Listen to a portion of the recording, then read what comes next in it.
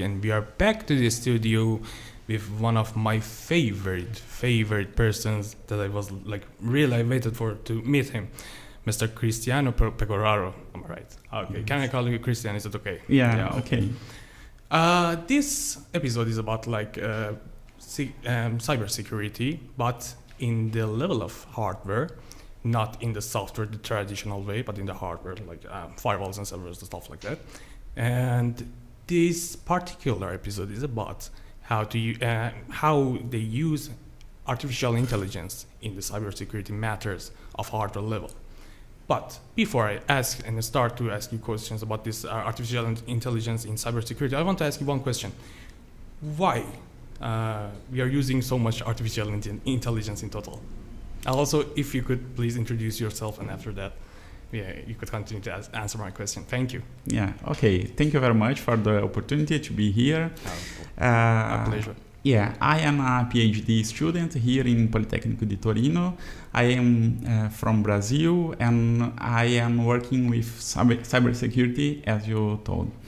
I think that nowadays we have a huge amount of data available, and this data is very valuable to implement neural networks on this topic to perform different tasks, as for example, cybersecurity. Therefore, I think that the power of the machine learning, the deep learning, machine learning, together with the huge amount of data available nowadays on the internet, on a lot of devices that we have in our day, these both two powers, they can, let's say, walk in the same way to produce a lot of interesting things. But isn't it scary, like using a lot of artificial intelligence I think it's like a little bit fictional, but I think they're going to communicate to each other, and they're going to destroy humanity. It's like, I don't know, isn't it a little bit scary, like too much, or like is it okay? I think that at least in this moment we are okay, because you can control it, you mean? Yeah, of course, because artificial intelligence at the final, it has a lot of algorithms and a lot of mathematical on the background of this, and of course all this stuff, they are programmable and implemented by humans. Therefore, I think we have at least for now the control of these systems. All right. So, and we have like cybersecurity in the hardware. I know that like we use it for like several firewalls and like in web servers and stuff like that.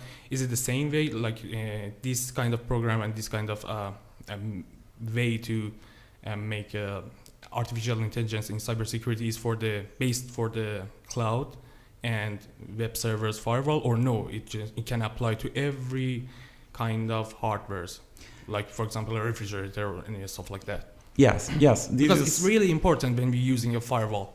It's really important because the data of many computers are going to that firewall, like hardware firewalls. I'm not talking about the softwares, like the real hardware that just open the packet, check the stuff, and then close it and send it to the next one. So it just apply on that, or no, we can use it on like on the cars or like refrigerators or any other stuff like normal hardware? Yes, this question is very interesting, and we can use artificial intelligence on everywhere. Let's say we can use on the servers, on the cloud, as you say, and also you can use it on devices that have, let's say, a little processing power. Like a chipset. Yeah. A little chipset. A little chipset. Let's say like an embedded device or a mobile cell phone, or even devices from IoT. With Internet of Things, all right. Yeah. And this is interesting because, for example, with artificial intelligence, we can implement more or less simple cybersecurity algorithms that can implement security in these low processing power devices. All right. Let me just ask you one question.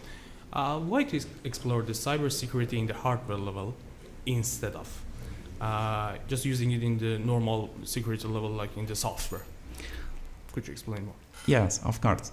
An interesting question is that currently devices that are, let's say, new devices, like devices for Internet of the Things, mobile devices, embedded devices, these devices, they have some vulnerabilities on the hardware level. At OS level, right? Yeah, Okay. yeah. Therefore, it's very important to protect these equipments in the hardware level. For example, one type of attack is called side channel attack. You can, let's say, verify some behavior of your hardware, and based on this behavior, you can perform an attack. Therefore, it's important that nowadays, with a lot of architectures, we can look for the hardware architecture and implement solutions for the cybersecurity based on the hardware level. This kind of attack you said is like, I'm not sure, but it's like session hijacking or something like that, or no, just copying the behavior?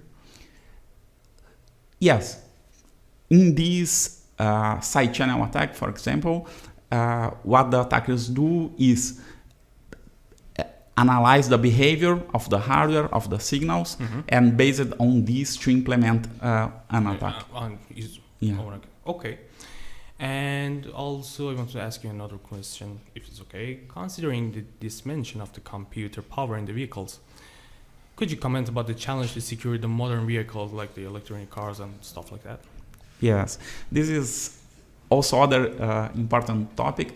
I worked on this past year on this domain of the cybersecurity on vehicles. You have so much domains, like yeah, and this is a very interesting area, mainly considering that nowadays we have a huge amount of electronics, of power processing devices embedded on the vehicles. Therefore, with this huge amount, we need to protect these devices embedded on the vehicles. In other way, for example, a car could, without apparently reason, to stop in the middle of the way due to an attack. Yeah, also and this is an important reason. And also because these vehicles, they are real-time devices, and devices that at the final they support the life. Therefore, exactly. We need to take care a lot of with these. Exactly, because they could be a target for the terrorist attacks and stuff like that. It's like an easy target if you don't implant something like this on these kind of vehicles. Yes, yes. Imagine, for example, that there is a car, and we can, for example, to attack a sensor on this car to change the behavior of the engine, and based on this, we can increase or decrease the power of the engine. Exactly. You can reverse it when you see some subject. Just put the gas. Yeah, exactly. Yeah. And these attacks, they are nowadays already performed. You can, for example, buy a toolkit on the internet that can change the behavior. I don't think it's on the internet. I think it's on the darknet. Like you can't just download free toolkits for the hacking, like stuff like that. You can do this. You can do. Really? Yeah. You can do this because because theoretically is a type of attack, but some guys they buy these toolkits to, let's say, to increase the power of the engine.